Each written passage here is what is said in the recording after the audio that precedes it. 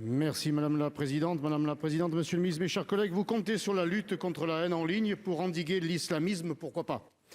Mais pour que la mesure soit équilibrée et pas seulement contraignante pour les utilisateurs, je vous propose également un dispositif législatif pour interdire les entraves à la liberté d'expression sur les réseaux sociaux par les géants du numérique.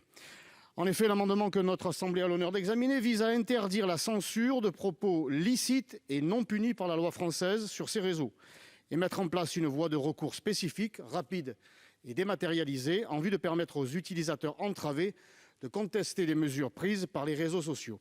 Les entraves à la liberté d'expression par les géants d'Internet, propriétaires des réseaux, sont devenues monnaie courante et présentent de vrais problèmes démocratiques, notamment quand il s'agit de censurer les publications de parlementaires ou d'autres élus.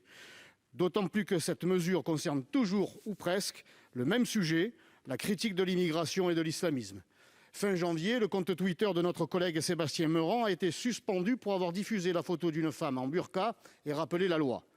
Notre droit doit s'armer et s'affirmer au fil de la transition numérique et assurer les conditions de la liberté d'expression.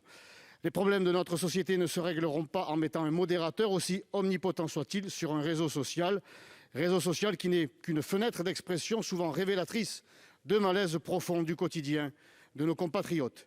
Les réseaux sociaux sont devenus de vrais médias d'opinion et d'information que la loi doit réguler pour y assurer l'égalité de traitement et la sécurité de la liberté d'expression comme ailleurs dans la société.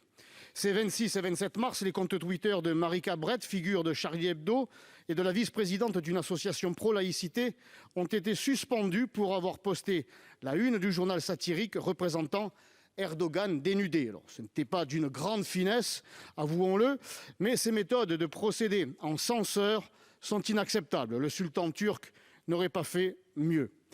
Il faut assurer le respect de la liberté d'expression pour lutter contre les islamistes, ennemis de la liberté. Le comportement partisan des GAFAM doit cesser et votre comportement, mes chers collègues, votre positionnement doit également être un exemple et transpartisan pour voter cet amendement en faveur de la liberté d'expression numérique.